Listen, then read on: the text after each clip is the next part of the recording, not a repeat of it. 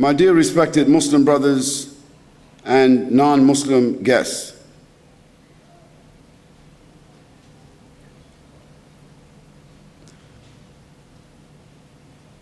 I'm very grateful to be here tonight, and I'm feeling very honored to have this opportunity to address you on this critical topic. And I want to make sure that you understand that this is not really a lecture.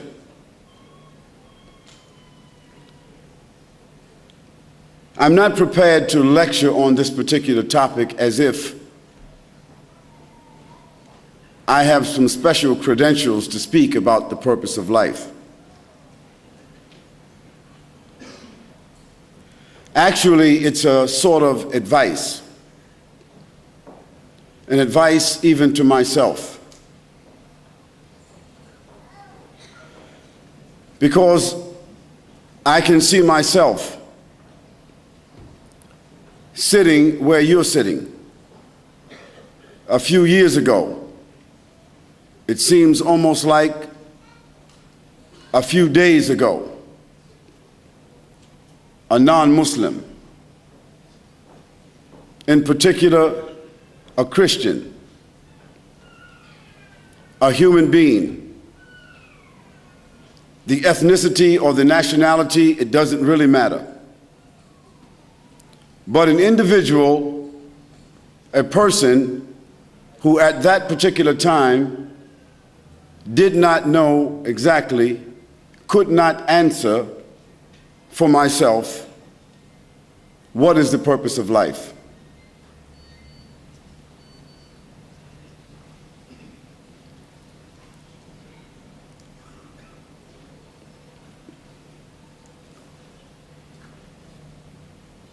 Now, I realize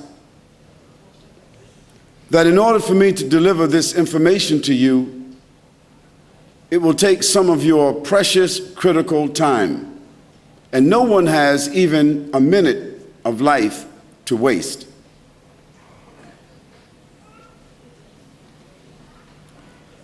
So with that note, I would request you, all of you,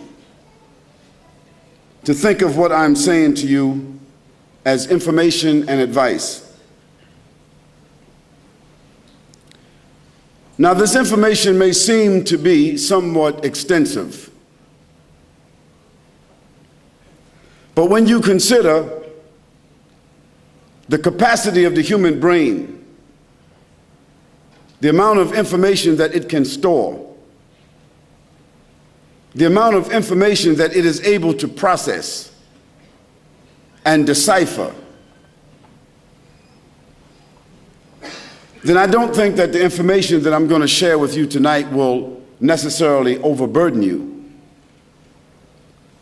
Now, it is my responsibility to address the topic, what is the purpose of our life? And also to ask you the question, what do you know about Islam? I mean, what do you really know about Islam? Not what you read in the newspapers, not what you saw on television that was prepared for you, not the preconditioned information that came from people who had their own prejudices and their own limited views. But what do you really know about Islam? What facts do you really have about Islam and Muslims? Not necessarily even what have you seen in the action of some Muslims whom you may know, for that may not be an accurate reference either.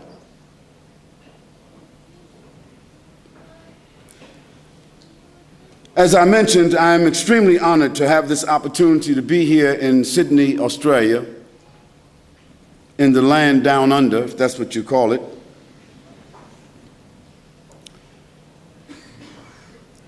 And I would like to begin by saying that all of you have an equal responsibility with myself.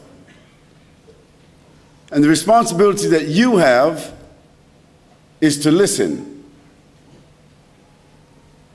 with an open heart and an open mind. Now, in a world filled with prejudice and cultural conditioning,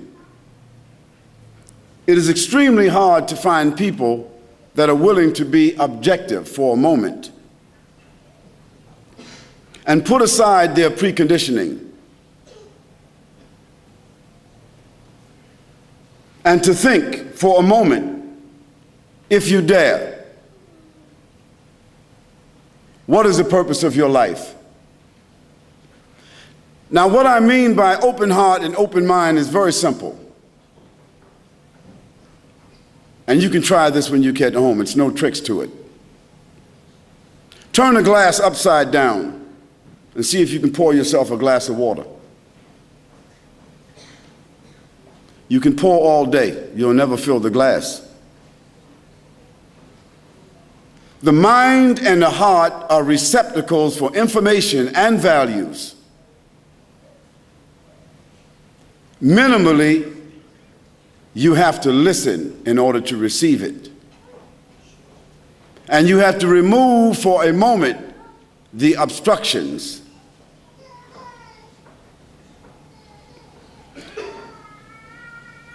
Unfortunately, when you ask most people the question, what is the purpose of life? Such an important question, such a critical question. They will not tell you what they have concluded from life experience. They won't tell you what they have obtained through reasoning or logic. They won't tell you what they have from their own self-conviction. Usually, if you ask this question, they'll tell you what someone else said. Or they'll tell you what is commonly presumed by most people. What my father said the purpose of life is, what my mother said the purpose of life is, what the minister of my church said the purpose of life is, what my teacher or my professor in school said what the purpose of life is, what my friend said. If I ask anyone about the purpose of eating, why do we eat? Everyone will say in one way or another, we eat for nutrition. Very simple. If I ask anybody, why do they work? They say, I work because I have to support myself and my family in an honorable way. A simple answer to a simple question. If we ask a series of questions like that, why do we wash? Why do we dress? They will answer all of these questions by saying, this is very simple. This is a common necessity for all human beings. And if you ask this question to 100 people in 100 different places in the world, you will get just about the same answers. Then I ask you to ask yourself, why is it that when we ask the simple question, what is the purpose of our lives? Why do we get so many different answers? It is because people haven't really thought about it. It's too frightening. Not the question itself is frightening, but what's frightening is that if we answer it clearly, it may change our lives indelibly, and we are afraid of change. The human being innately is afraid and apprehensive of change. This is why it's so easy just to follow, to imitate, blindly, because then you don't have to feel like you're responsible. You can blame somebody else.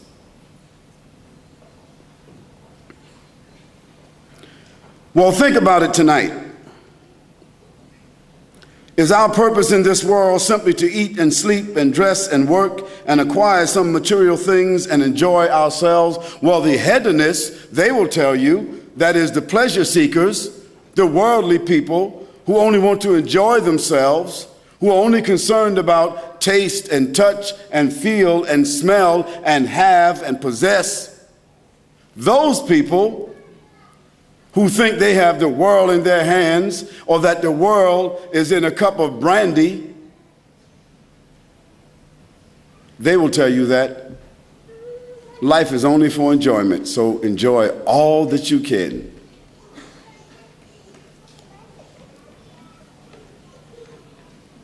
Is this our purpose?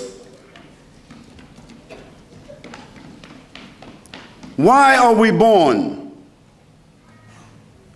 What is the object of our existence?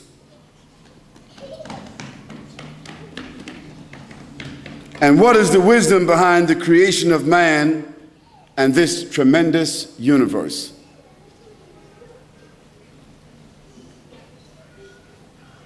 Think about that question. Think about it seriously. Now, some people will argue that there is simply no proof of any divine origin of this world. And there's no proof that there's a God. And there's no proof that this universe has come about through any divine purpose. There are those who argue that, and some of them, they occupy some of the higher places in academia, in government. Some of them occupy some of the elite positions in society and in our lives. Some of them are called central personalities, but they themselves are confused. They also have their own frustrations. And I'd like to share a statistic with you. The greatest amount of misery, the greatest amount of suicide, the greatest amount of confusion and disparagement exist among that class of people. So evidently, even they don't have the answers.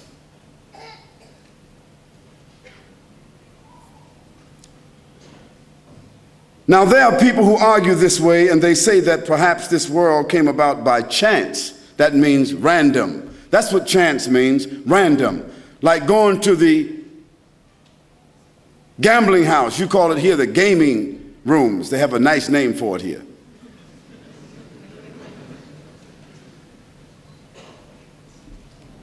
It's a place of immorality.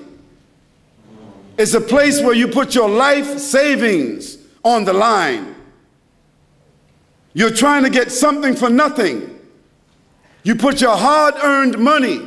Sometimes the man doesn't tell his wife, or the wife doesn't tell her husband, and they lose their house and their lives, taking a chance, trying to earn something for nothing. And the government has set it up and supported it with your tax dollars. And you're so foolish that you think that after you gamble for 5 years and you've lost $50,000 or $60,000, that if you win $25,000, you get real happy.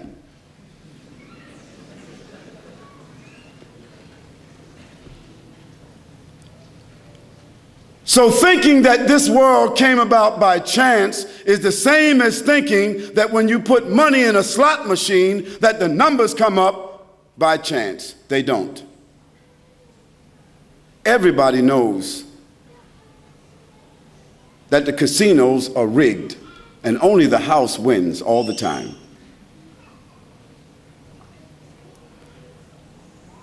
But to think that this world came about in the same way that people gamble, random choice, well, let's put that to a test. This is an example that you can do in your home with your children.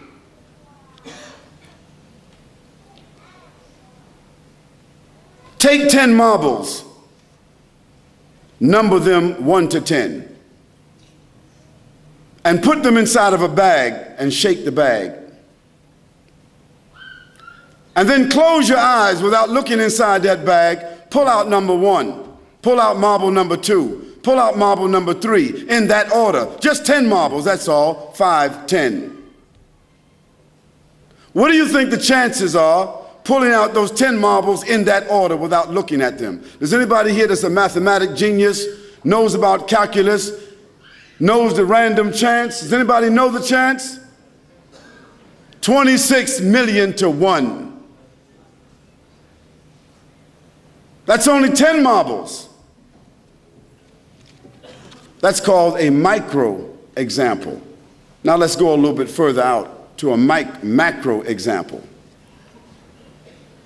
The earth that we are on is one planet among 9, or some people say 11, in our solar system, isn't it?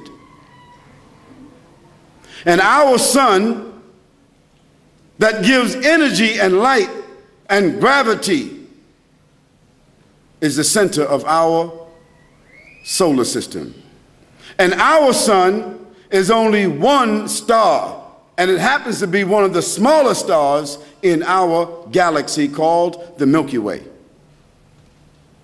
And the Milky Way is only one of the smaller galaxies in the nebula called the Andromeda. And the Andromeda has itself millions of galaxies like the one that our sun is a part of.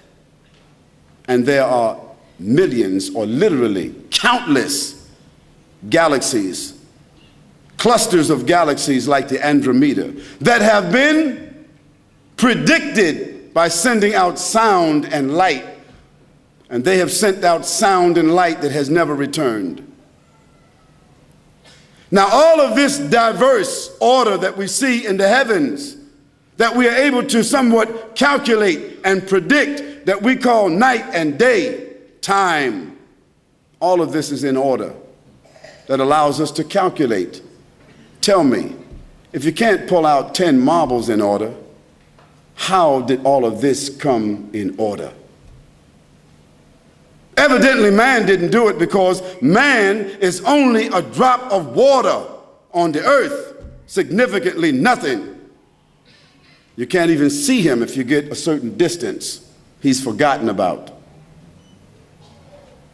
So I say to you, certainly, this whole great world with all of its great orchestration could not have just come together. And even if we accept the Big Bang theory, someone had to create that combustion. Because after the bang came about, everything came in order. So order does not come from disorder.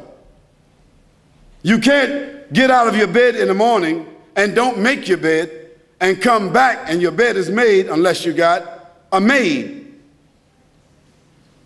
You can't demolish a house and come back and the house came back together unless you got a reconstruction crew.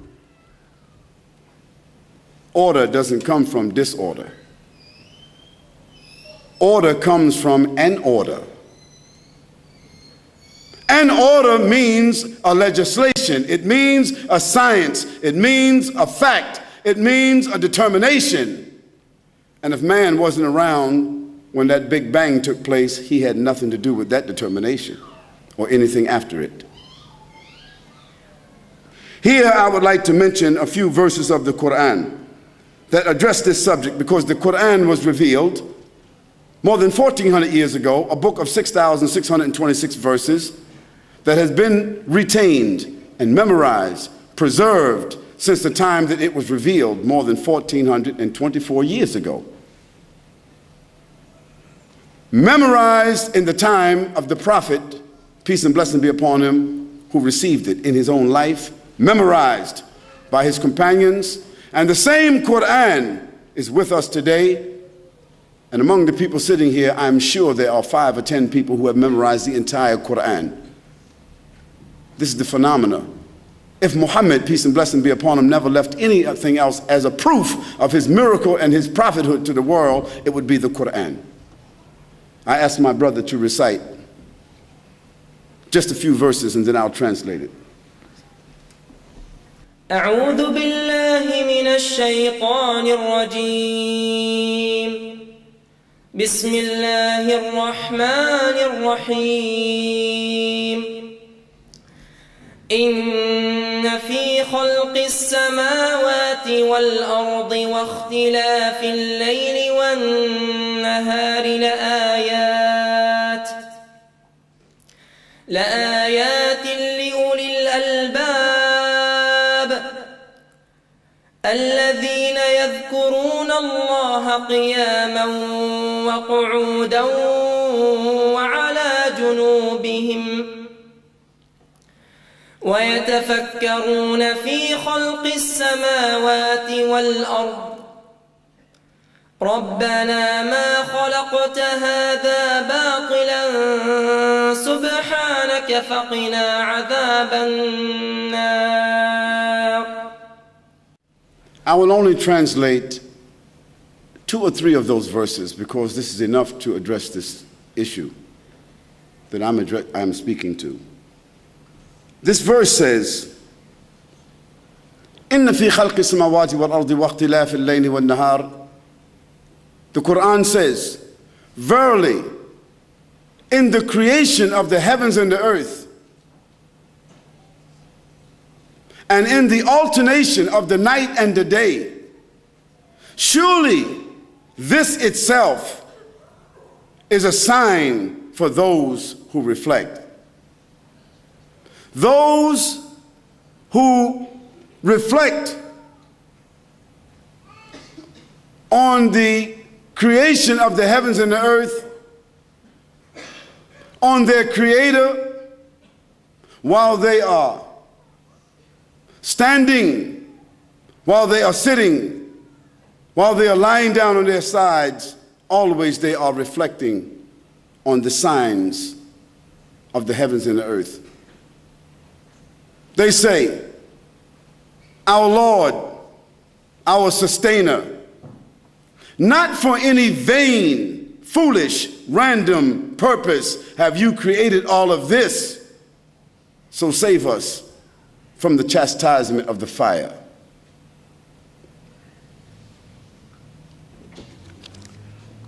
Dear brothers and sisters and guests, this verse of the Quran, these verses,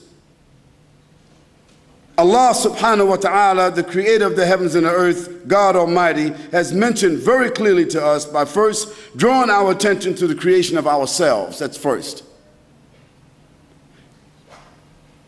The different postures of the human body. And because He's the creator and His throne exists over the heavens and the earth, He comes from His throne down, meaning in terms of knowledge befitting His person. So He first speaks about the creation of the heavens and the earth, something that man cannot construe. Then He says, the alternation of the night and the day, as it appears to us. Then He speaks about the posture of the human being, standing. You know, we're different when we're standing. Our mind is even different. We have a different demeanor when we're standing. Then He says, while they are sitting, and we have a different demeanor when we're sitting. Psychologists will tell you the human being has different postures according to the posture of the body.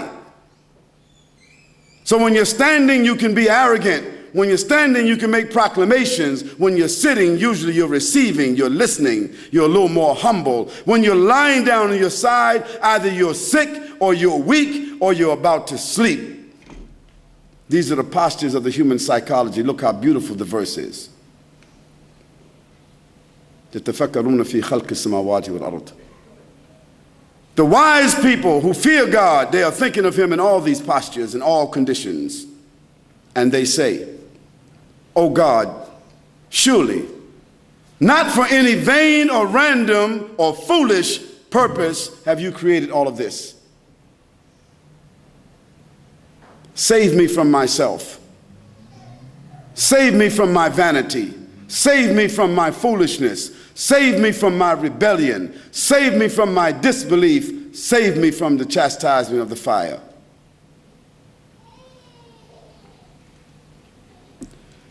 Dear brothers and sisters, certainly there's a creator, and certainly that creator deserves to be acknowledged, and certainly that creator deserves to be obeyed, and definitely that creator has no associates or comparisons. For instance,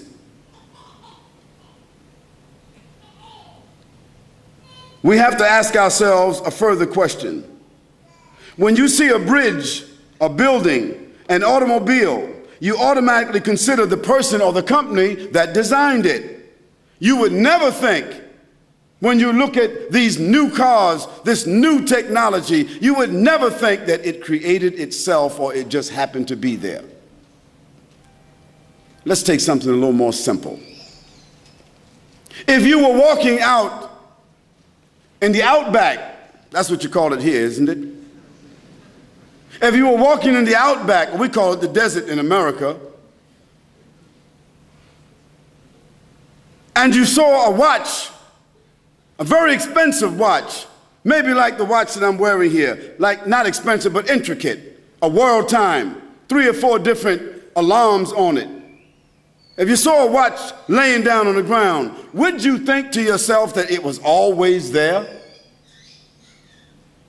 No. You would think someone left it there because you know that it is not part of the natural landscape. It's not part of that environment. It has been designed by someone and lost by someone, wouldn't you? This is just a watch. It's not really that intricate. It's not like the human eye.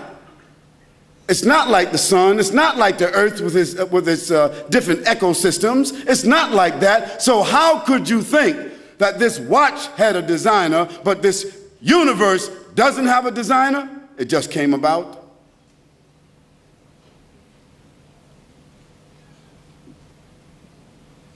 When you see a nuclear plant, an orbiting space station, and by the way, unfortunately, the orbiting space station that you can look up at the sky and see, it might be there and it might fall out of orbit any time. Because America and the Soviet Union, they don't have the money. They have the money to fight a war, but they don't have the money to support the space program any longer.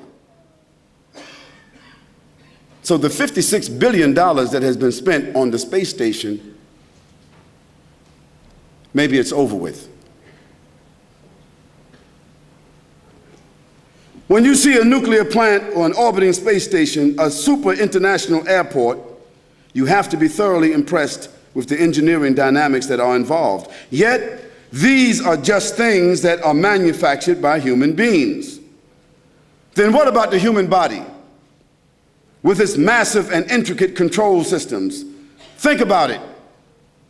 Think about the brain, how it thinks, how it functions, how it analyzes, how it stores information, retrieves information, distinguishes light and categorizes information in a millionth of a second.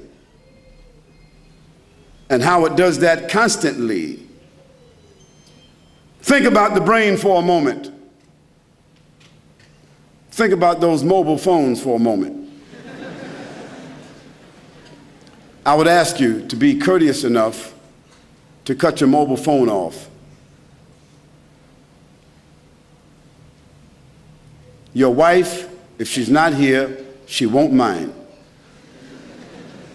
Your husband, if he's not here, he won't mind.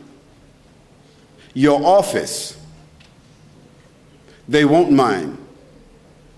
So just cut it off or put it on another mode. That's courtesy. Now we're talking about the brain that made the automobile, the rocket ships, the boats, and so on. Think about the brain and who made that. Think about the heart, how it pumps throughout the body, throughout the life of the person. The heart pumps continuously. I mean, it starts at the inception when the child is inside the womb. The heart is already pumping. And from that time until death, this heart is pumping without the will of the person whose chest it is in. The heart taking in and discharging blood throughout the body and maintaining that steady precision throughout the life of that person. Think about it. Think about the kidneys. What kind of function do they carry? The purifying instrument of the body that performs hundreds of chemical analyses simultaneously and controls the level of toxicity in the body.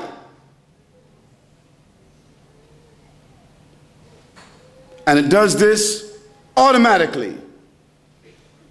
Think about your eyes, the human camera that adjusts, focus, interrupts, evaluates, applies color automatically, the natural reception and adjustment to light and distance, automatic.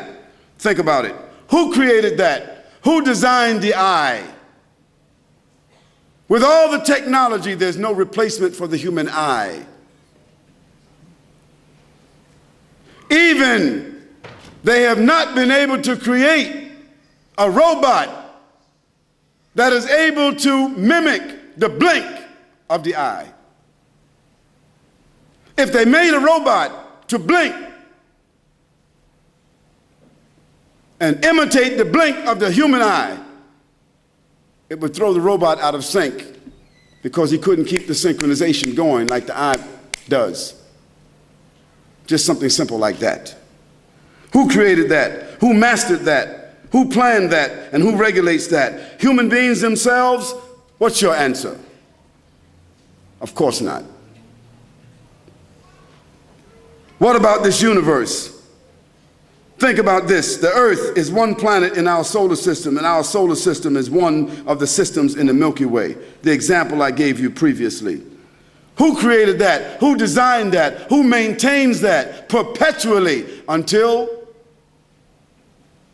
it continues to expand? And according to one scientific theory, what is it? That the universe is expanding as we are living. And one day it will expand until it will implode.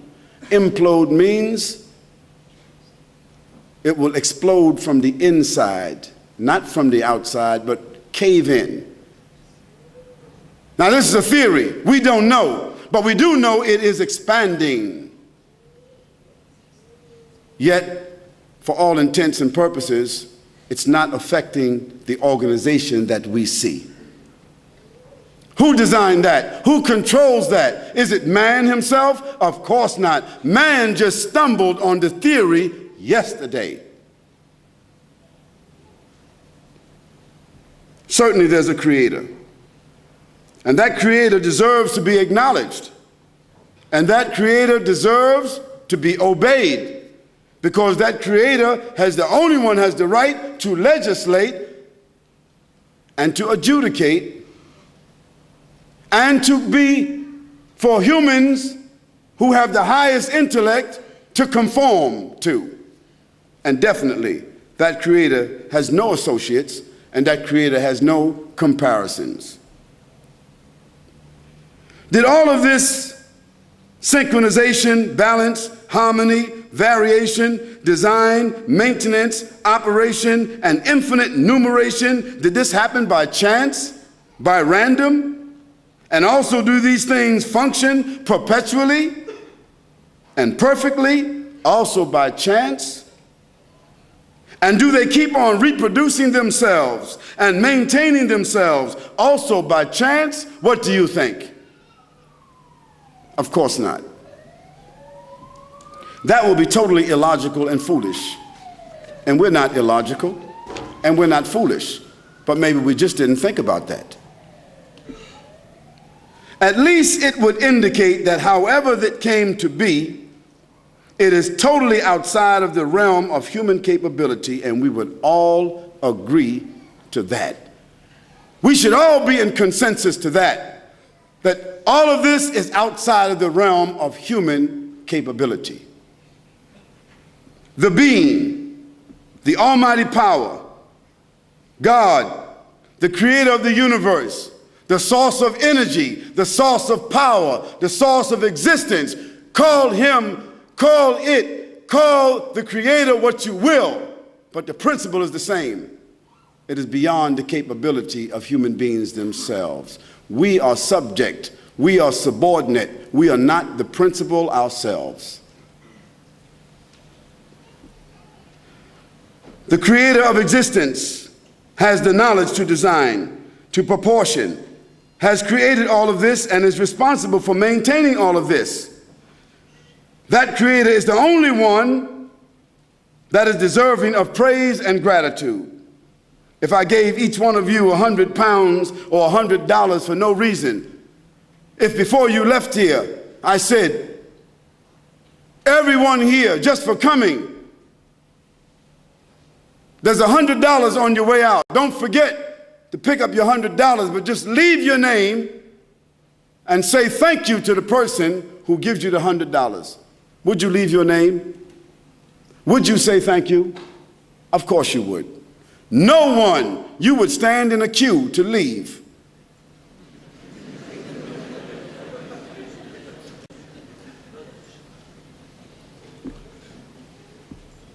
So I ask you,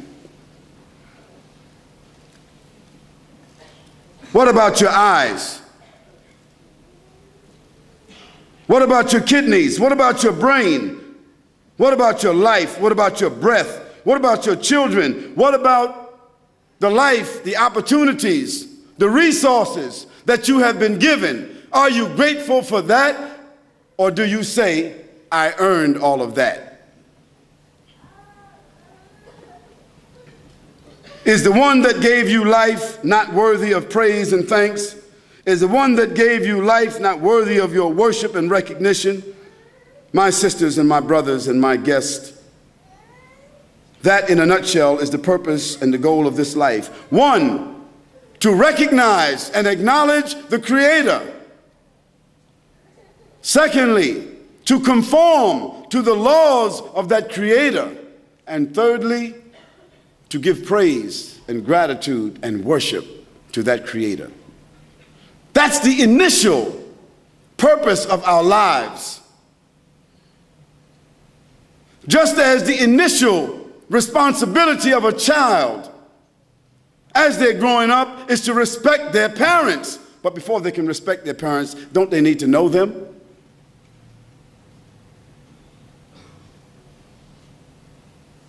You know your parents. Therefore, you respect your parents because you know that you wouldn't be here if they were not your parents.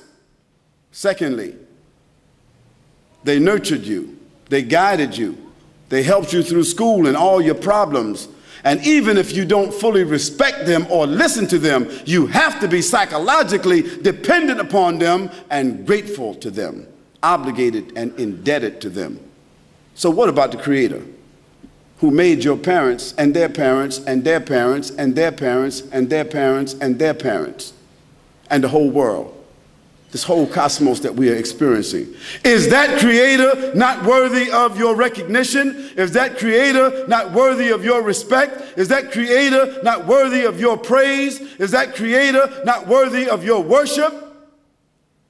It is just as fundamental and even more fundamental than respecting or recognizing your parents.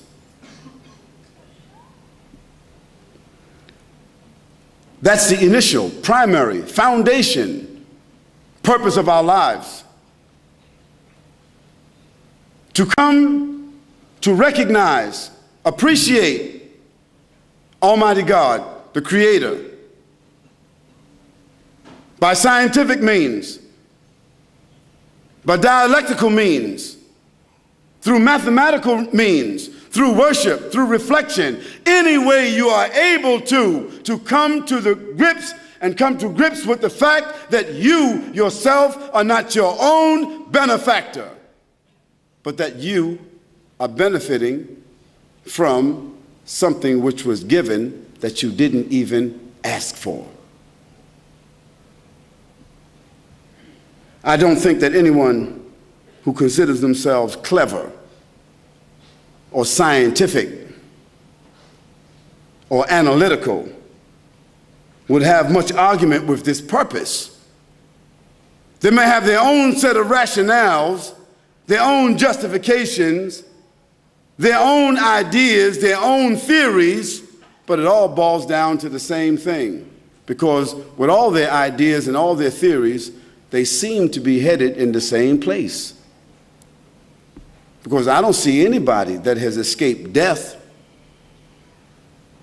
except Walt Disney.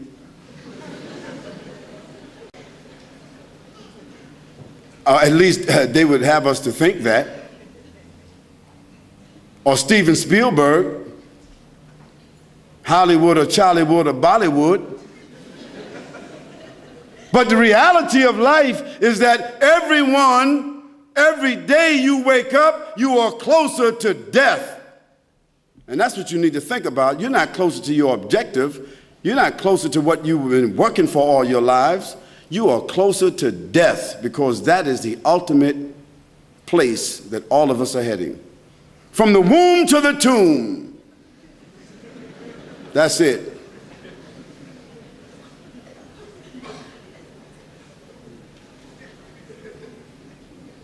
And Michael Jackson will have to make another Thriller.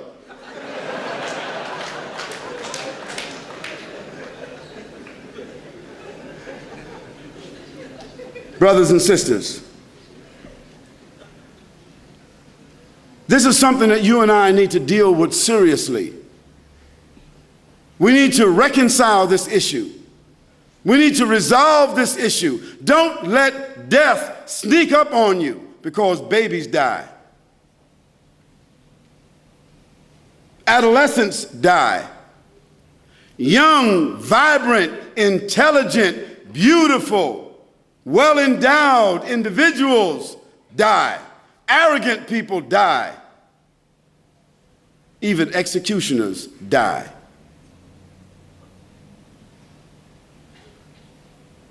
And death is a doorway that if the creator of the heavens and the earth had no other power over his creatures who consider themselves to be powerful individuals, independent, if he had no other power, no other sign of his power except death, it would be enough.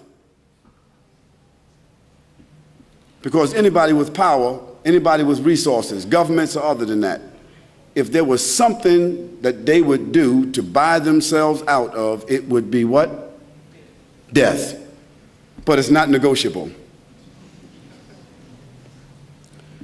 Dear brothers and sisters, let us all witness that there's nothing worthy of worship. That's what we should all bear witness. There's nothing in the heavens or the earth, no principle, no power, no sovereign, not a man nor a group of men, not a society nor a nation, nor a coalition of nations that have any power over life and death or creation, except who? The Creator. Let us all bear witness that there's none to be worshipped except the Creator, none to be acknowledged except the Creator. Let us all bear witness to that. Let us all say that there's none to be worshipped, to be recognized except the Creator. Let's say that. Is there a problem? Is there a stutter? Is there a hesitation?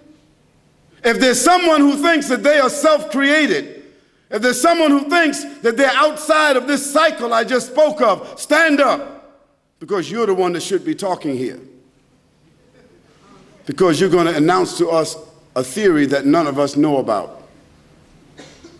If not, we should all bear witness, or at least if I called your name and that was your name, you would come up here and say, if I said to you, somebody handed me an envelope and it said that someone by the name of David Matthews is the recipient of $2,000. We picked his name out of a hat and he's recipient of $2,000. Come on down.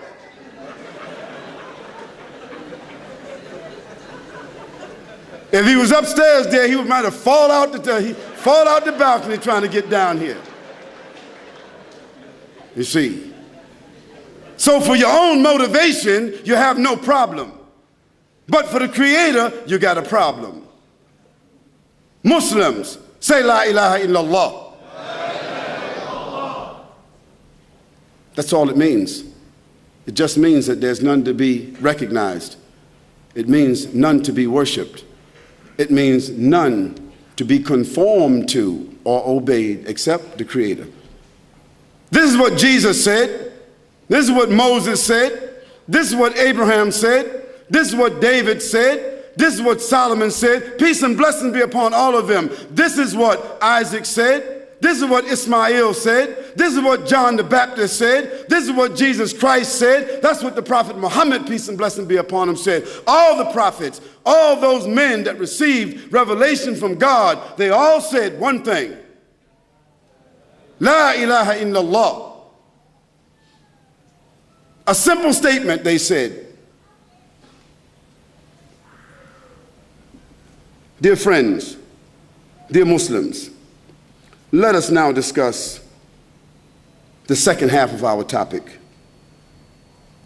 What do you know about Islam?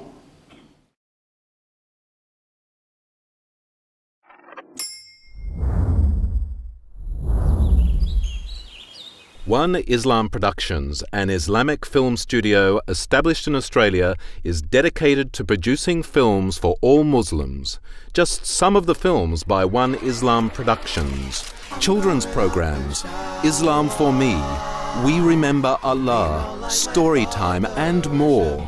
Educational films, Pray as You Have Seen Me Pray, Words, Ramadan, Renewal of Faith.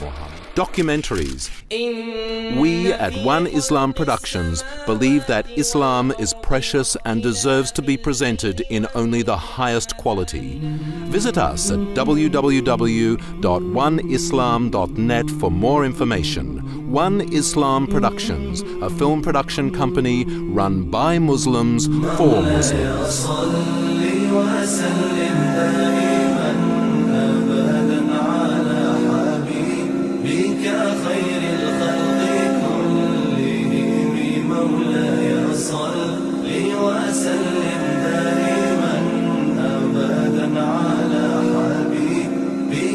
خير الخلق